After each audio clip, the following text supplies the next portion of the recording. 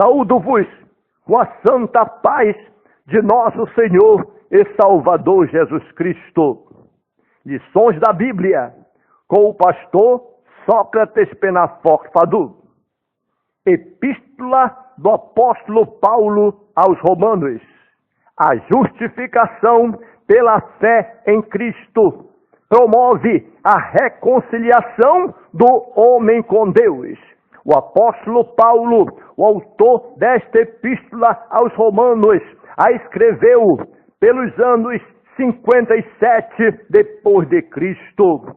Paulo foi a grande surpresa de Deus após a descida do Espírito Santo no dia de Pentecostes. No capítulo 10 de Atos dos Apóstolos, o Evangelho estava restrito apenas aos círculos do encontro ou em torno da Palestina.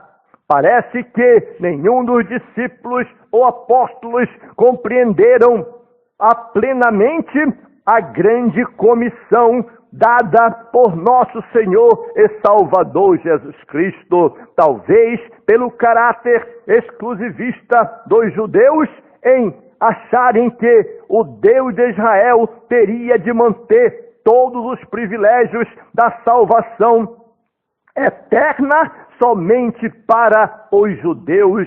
Os apóstolos continuavam ainda umbilicalmente presos ao judaísmo. Então Deus começou a usar Paulo antes e depois de sua conversão. Antes de sua conversão, Saulo de Tarso, um fervoroso fariseu, começou a perseguir os cristãos e aterrorizá-lo com ameaças de morte e prisões, obrigando os crentes a fugirem para outras regiões.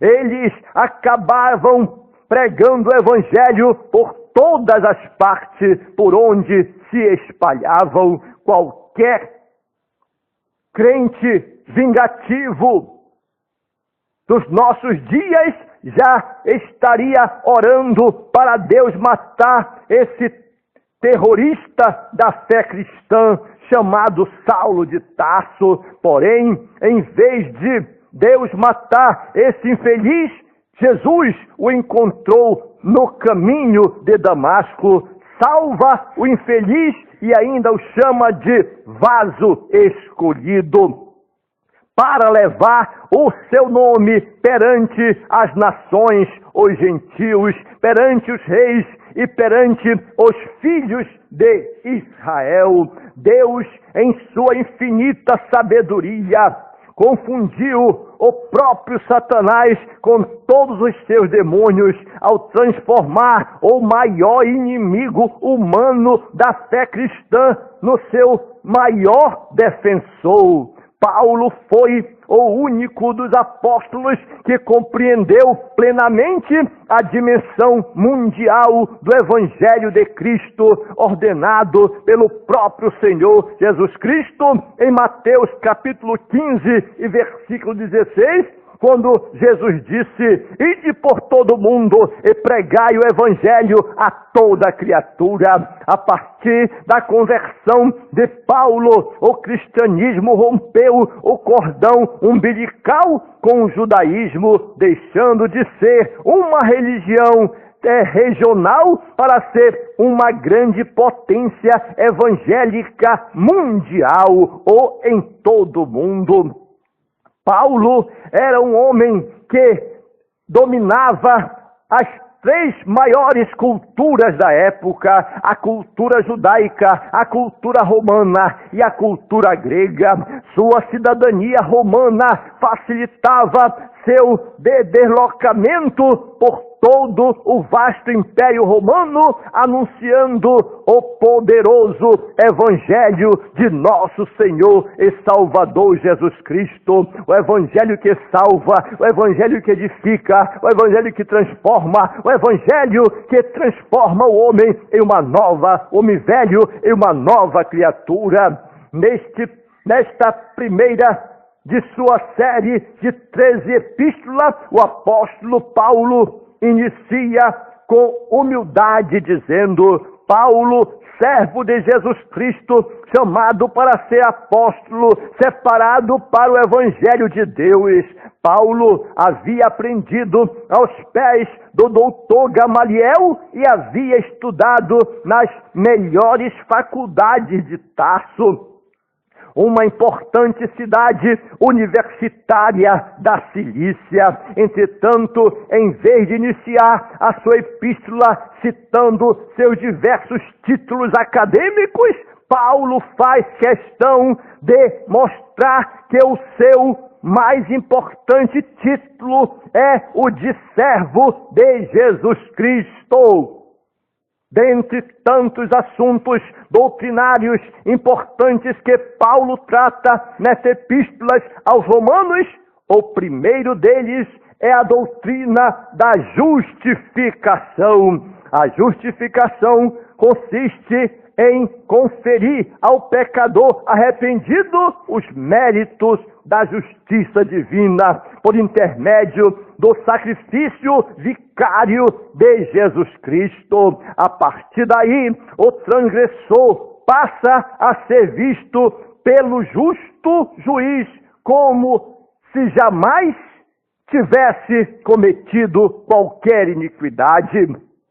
Esta ação, que tem como cenário o tribunal de Deus, é a própria imputação da justiça de Deus satisfeita por meio de nosso Senhor e Salvador Jesus Cristo. Este processo judicial que se dá perante o tribunal de Deus, por meio do qual o pecador que aceita Cristo é declarado justo, é mais que um mero perdão. O pecador perdoado ou anistiado continuará pecador, mas se Deus o justificar, tornar-se-á ele justo e sua dívida será quitada perante a justiça divina.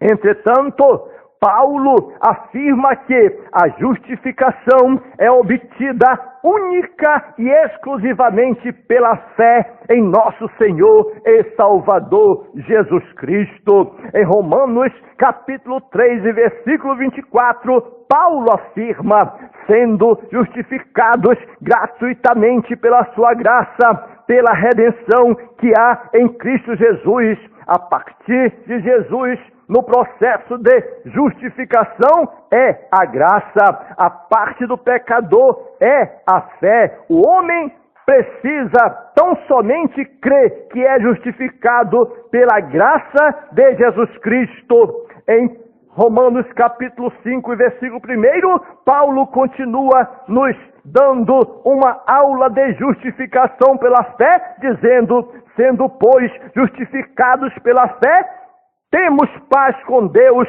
por nosso Senhor Jesus Cristo. Portanto, aqui fica claro que a fé é a parte do homem na justificação. É como se o dinheiro já estivesse depositado no banco e o trabalho do pecador é somente ir até lá e sacar o seu dinheiro. Em Romanos capítulo 5, versículo 9, Paulo conclui sua aula sobre a justificação dizendo: logo, muito mais agora, sendo justificados pelo seu sangue, seremos por ele salvos da ira. Ou seja, a graça é o benefício divino da justificação. O sangue de Jesus Cristo é a base divina da nossa justificação e a fé é o meio para o homem se aproximar e se apropriar dos benefícios divinos